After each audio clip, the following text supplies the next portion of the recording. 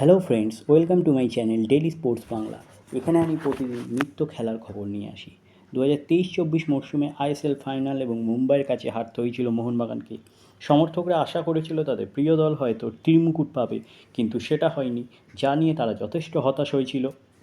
কিন্তু তার আগে মোহনবাগান জিতে নিয়েছিল ডুরান্ট এবং আইএসএল শিল্ড, আর যার ফলে মোহনবাগান এবার খেলবে তাদের কাঙ্ক্ষিত এসিএল টু খেলার জন্য মোহনবাগান যে তাদের দলে অনেক পরিবর্তন করবে সেটা অনেক আগে থেকেই বোঝা হয়ে গিয়েছিল।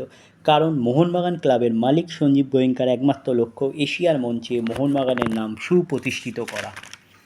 তবে বোঝাই যাচ্ছে ক্লাবের মালিকের যখন একমাত্র লক্ষ্য মোহনবাগানকে বিশ্বের দরবারে পৌঁছে দেওয়া, সেখানে টাকা কোনো ব্যাপার না। তাই তো মোহনবাগান আবার নেমে পড়ল টাকার বস্তা নিয়ে ময়দানে। যেমন বিপুল অঙ্কের টাকা দিয়ে মোহনবাগান আগের পিছনে সিজনে নিয়ে এসেছিল জেসন কামিন্সকে, ঠিক সেই জায়গা থেকে শুরু করলো এই সিজনে। 22 কোটি টাকার 5 বছরের লোভনীয় চুক্তিতে তারা সই করালো ভারত তথা মুম্বাই সিটি এফসির অটোমেটিক চয়েস মিডফিল্ডার আপুইয়াকে। আবার ময়দানে নাকি এটাও গুঞ্জন যে মোহনবাগানের রেকর্ড নাকি মোহনবাগান নিজেই ভাঙে।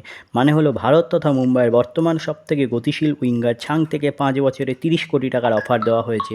যদিও তার সত্যতা আমরা কেউ জানি না, পরে জানা যায় মুম্বাই তাকে আবার রিটেন করেছে। এবার আসি এবছর বিদেশি দল গঠন নিয়ে। আগেই জানা ছিল মোহনবাগানের নয়নের মণি দিমিত্রি পেত্রাতস থাকছেন, সাথে অজি বিশ্বকাপার কামিংসও থাকছেন। কিন্তু আর্মান্দো সাদুকেও নিয়ে ক্লাবের মধ্যে সংশয় রয়েছে, তাকে রাখা হবে না ছাড়া হবে। অন্যদিকে অস্ট্রেলিয়া লিগের টপ স্কোরার জিমি ম্যাকলারেনের সাথে কথা প্রায় চূড়ান্ত। একটা সূত্র মারফত জানা যাচ্ছে জিমির সাথে ক্লাবের সই-সাবুত হয়ে গেছে। মেডিকেল পাশের পর তার চুক্তির খবর আনুষ্ঠানিক করবে মোহনবাগান। অন্যদিকে নতুন কোচ হোসে মলিনার কথা মতো এক স্প্যানিশ মিডফিল্ডারের সাথে কথা চালাচ্ছে মোহনবাগান। তিনি হলেন জাভি মার্টিনেজ। এছাড়াও নাম শোনা যাচ্ছে এবছর ইউরো খেলার জর্জিয়ান ডিফেন্ডার সলোমন ক্রিভিরক্কি-ভিলিয়ারের নাম। আর এবার নতুন সংযোজন ব্রিটিশ ডিফেন্ডার ড্যানি বাথের নাম। এসবই এখন গুঞ্জন, এখন দেখার ম্যানেজমেন্ট কাকে ফাইনাল করে। তাহলে এবার চলে আসি মোহনবাগান যাদের ফাইনাল করেছে তাদের নিয়ে। মোহনবাগান যে বিদেশিদের ফাইনাল করেছেন তারা অবশ্যই তার মধ্যে 1 নম্বর অজি তারকা জিমি পেত্রাতস।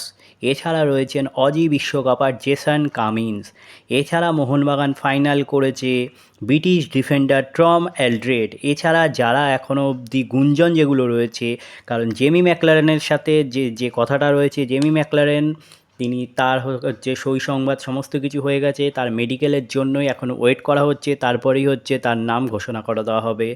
এরপরে চলে আসছে অ্যালবার্তো রদ্রিগেসের নাম। এই হলো মোহনবাগানের 5 বিদেশি। এবার যেটা নিয়ে সবথেকে বড় জিনিস হচ্ছে যেটা ষষ্ঠ বিদেশি নিয়ে। সেই ষষ্ঠ বিদেশি নিয়ে এখন একটা সূত্র মারফত যেটা জানা যাচ্ছে, আর্মান্দো সাদিকুকে হয়তো মোহনবাগান রিটেন করতে পারে। কারণ আর্মান্দো সাদিকুর যা ফর্ম, যা সমস্ত কিছু, আর্মান্দো সাদিকুকে হয়তো মোহনবাগান রিটেন করবে। তাহলে মোহনবাগানের কাছে এখন বর্তমানে যদি আর্মান্দো সাদিকু রিটেন হয়, তাহলে মোহনবাগানের কাছে 4টে ফরেন স্ট্রাইকার থাকবে। তাহলে এই হলো আজকে আমার ভিডিও। তাহলে আবার বলছি, আমার চ্যানেল যদি আপনাদের ভালো লেগে থাকে অবশ্যই চ্যানেলটিকে সাবস্ক্রাইব করে পাশে রাখা বেল আইকনটিকে ক্লিক করে দেবেন, যাতে সবার প্রথমে আপনারা আমার ভিডিও দেখতে পান। ধন্যবাদ।